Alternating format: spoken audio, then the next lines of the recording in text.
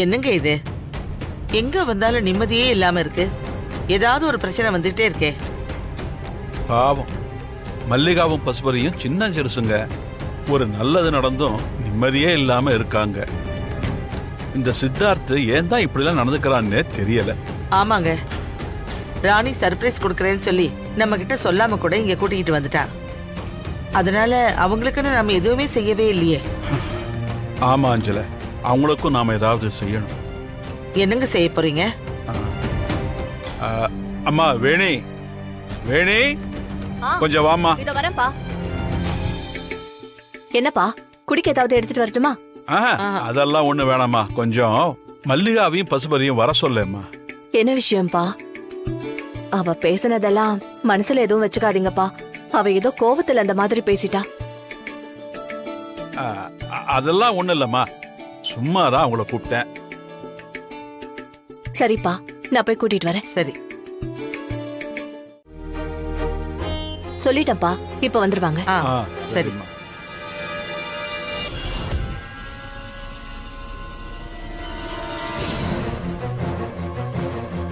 என்னங்க?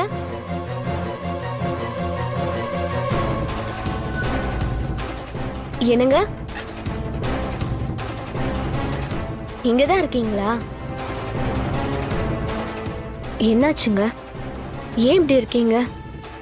மறுபடியும் மாமா ஏதாவது சொன்னாரா? அதெல்லாம் ஒண்ணும் இல்ல மல்லிகா. உங்க சித்தார்த் மாமாக்கு ஏன் என்ன பிடிக்கலன்னு யோசிச்சுக்கிட்டு இருந்தேன். நான் அப்படி எந்த தப்புமே பண்ணலையே. உங்களை பத்தி எனக்கு தெரியாதா? அவரை விடுங்க. நம்மள தாத்தா பாட்டி கூப்பிடுறாங்களாம், வாங்க என்னன்னு போய் கேட்கலாம். ஐயோ, வயசானவங்க அவங்க, என்னை பத்தி என்ன நினைப்பாங்க? அவங்க முகத்துல நான் எப்படி முழிப்பேன் மல்லிகா? ஐயோ, என்னங்க நீங்க? நீங்க என்ன தப்பு பண்ணீங்க? நீங்க முதல்ல வாங்க, போய் என்னன்னு கேட்கலாம். வாங்க வாங்க.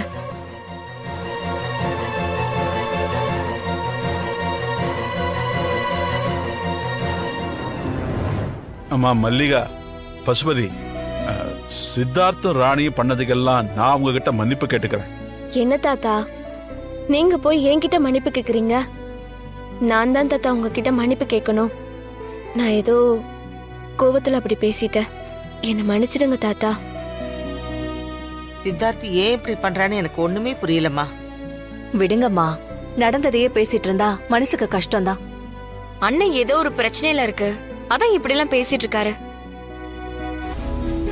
என்னங்க, எதுக்காக மல்லிகா பசுபதியை கூப்பிட்டீங்களோ அத மறந்துட்டு திரும்ப பழசையே பேசிட்டு இருக்கோம். மல்லிகா, உனக்கு தாலி பிரிச்சு கோக்குற ஃபங்க்ஷன் நடந்துச்சு. அதுக்கப்புறம் எவ்வளவோ பிரச்சனை நடந்திருக்கு. அதெல்லாம் மனசுல வச்சுக்காதம்மா. எல்லாரும் ஒருவித சங்கடத்தோட தான் இருக்கோம். எல்லாரும் சந்தோஷமா இருக்கணுங்கிறதுக்காக நான் ஒரு விஷயம் பண்ணலான்னு இருக்கேன். என்ன தாத்தா அது? இன்னைக்கு நாம எல்லாருமா சேர்ந்து ஹோட்டலுக்கு போய் சாப்பிடுவோம். எதுக்காக தாத்தா இதெல்லாம்? இல்ல மாப்பிள்ள, எங்களோட மனசு திருப்திக்காக. சரி, உங்களோட விருப்பம். தாத்தா சூப்பர். நாம இங்க வந்ததுல இருந்து எங்கேயுமே போகல, ரொம்ப போரா இருந்துச்சு. சரி, நான் என்னென்ன ஹோட்டல் எங்கெங்க இருக்குன்னு செலக்ட் பண்றேன். வெளியே போன எல்லாருக்குமே ஒரு மாறுதலா இருக்கும். ஆடு தானா வந்து பலிபீடத்துல தலைய நீட்டி வெட்டுங்கிற மாதிரி இருக்கு. இன்னைக்கு நான் நினைச்சது நடக்க போகுது. எப்படி இன்னைக்கு அந்த ராணியோட வயித்துல இருக்கிற தசாவதாரணி குழந்தைய பலி கொடுத்து இந்த உடம்பை எனக்கே சொந்தமாக்கிக்க போறேன்.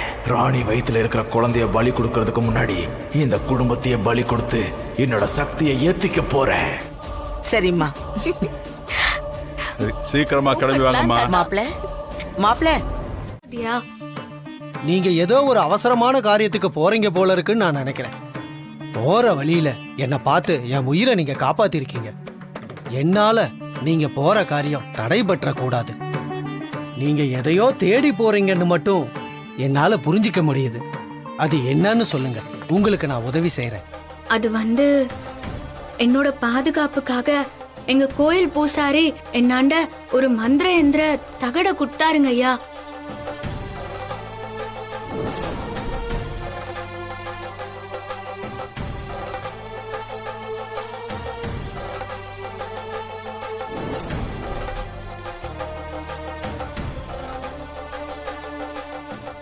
அது இப்போ எங்க இருக்குதுன்னு தெரியல.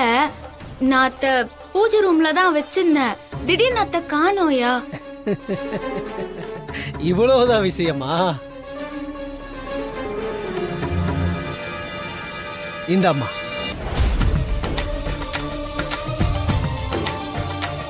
குறி சொல்றதும் மத்தவங்களோட பிரச்சனைகளை தீர்த்து வைக்கிறதும் தான் எங்களோட குலத்தொழிலே. 6 மாசம் வீடு, பாக்கி 6 மாசம் காடுன்னு எங்க வாழ்க்கை இருக்கும். நான் தேடி போற மந்திர எந்திர தகடுக்கும் இந்த தேங்காய்க்கும் என்னங்கய்யா சம்பந்தம்? மா, இது சாதாரண தேங்காய் இல்ல. தலைச்ச மண்ட ஓட்டுல மையெடுத்து சுடுகாட்டுல உக்காந்து காளிக்கு ஒரு மண்டலம் இந்த தேங்காய்க்கு பூஜை செஞ்சு வந்திருக்கேன்.